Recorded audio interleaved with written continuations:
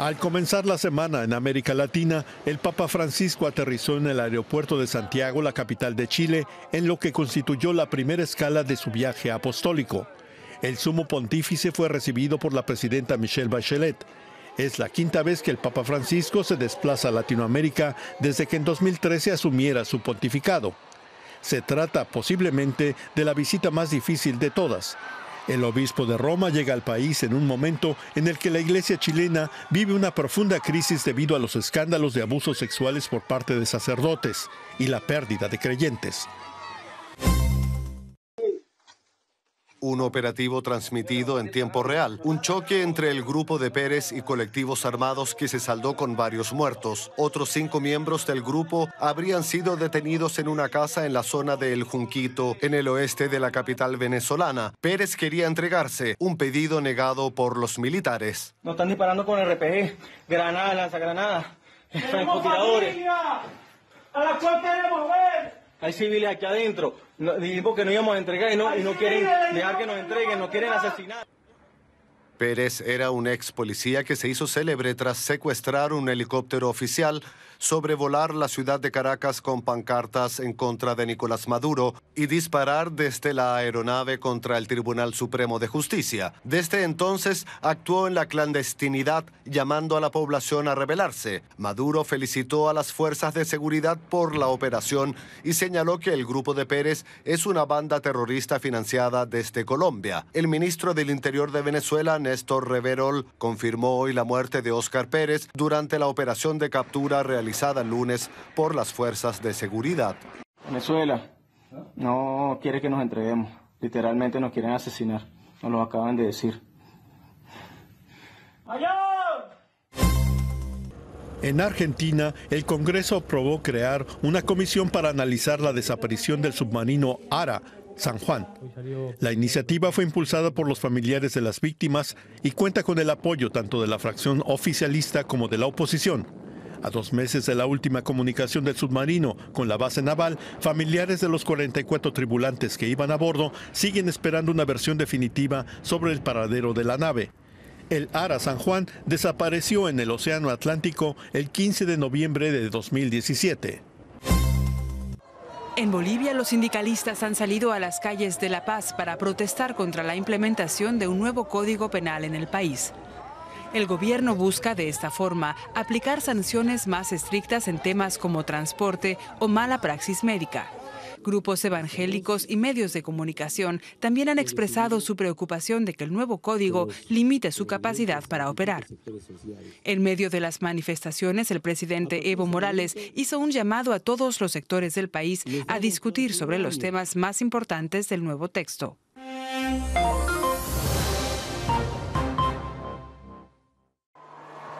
El Papa Francisco está acostumbrado a las multitudes. En Santiago, unas 400.000 personas acudieron a la misa que ofició en el Parque O'Higgins. Pero medio centenar de manifestantes intentaron hacer oír sus protestas. ¡Así se protegen a los violadores! ¡Así se protegen a los violadores! Acusan a la cúpula eclesiástica de complicidad de los abusos sexuales a menores cometidos por unos 70 sacerdotes, diáconos y religiosos en Chile. A decir también de que la Iglesia también viola los derechos humanos cuando se hace cómplice de la pederastía, por ejemplo, y no efectivamente no sanciona por la justicia civil a quienes cometieron estos delitos. Estamos aquí para denunciar eso. Las críticas se centran sobre todo en el nombramiento como obispo de Osorno de Juan Barros, acusado de encubrir los abusos cometidos por el sacerdote condenado Fernando Caradima. Sin nombrar explícitamente a Caradima ni a Barros, el Papa pidió perdón por los abusos sexuales a menores en Chile y se reunió con un grupo de víctimas. No puedo dejar de manifestar el dolor y la vergüenza que siento ante el daño irreparable causado a niños por parte de ministros de la Iglesia.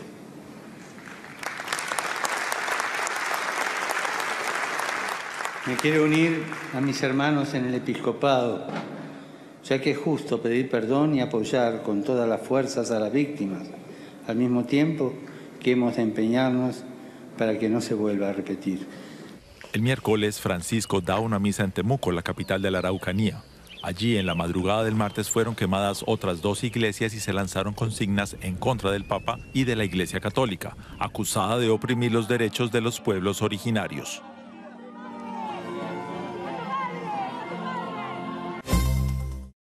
El expresidente de Ecuador, Rafael Correa, se desvinculó del partido que él mismo había fundado, el movimiento oficialista Alianza País.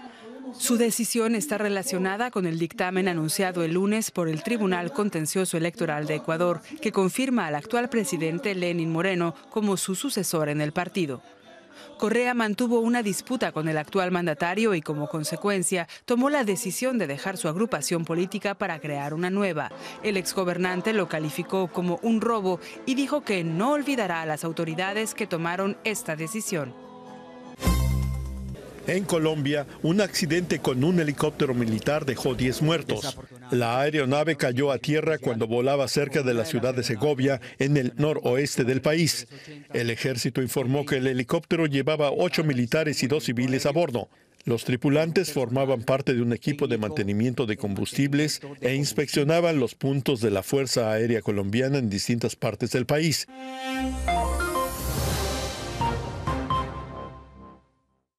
En el curso de la semana se sumaron voces dentro y fuera de Venezuela que piden una investigación internacional tras la operación militar contra el grupo armado alzado contra el gobierno y liderado por el ex policía Óscar Pérez. Su muerte y las incógnitas que deja la operación han paralizado la nueva ronda de conversaciones entre gobierno y oposición prevista para esta semana en Santo Domingo. Ahora, los esfuerzos se centran en encontrar una nueva fecha de conversaciones. La Unión Europea confirmó que 7 altos funcionarios del régimen venezolano, entre ellos el ministro del Interior Néstor Reverol, serían alcanzados con sanciones que entrarían en vigor la próxima semana y que van desde la prohibición de viajes hasta el congelamiento de activos. La nueva ronda de sanciones europeas llegaría luego de que el gobierno venezolano desmantelara la célula rebelde liderada por el policía Óscar Pérez.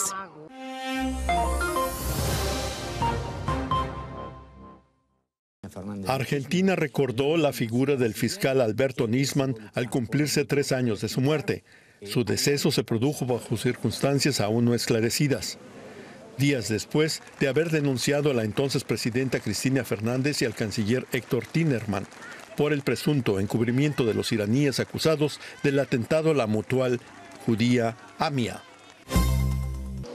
Al menos 5 personas resultaron muertas en México a causa del descarrilamiento de un tren de mercancías en Ecatepec, suburbio densamente poblado de la capital mexicana. Tras salir de la vía, uno de los vagones del convoy se estrelló contra una vivienda en donde acabó con la vida de al menos 5 de sus habitantes. Las autoridades temen que tras la retirada de los escombros puedan aparecer más víctimas. En Haití, numerosas personas se manifestaron contra las palabras despectivas de Donald Trump sobre su país y otros de Latinoamérica. Entre tanto, en Miami, activistas haitianos pidieron una solución permanente para los centroamericanos despojados de su estatus de protección temporal por el gobierno de Trump.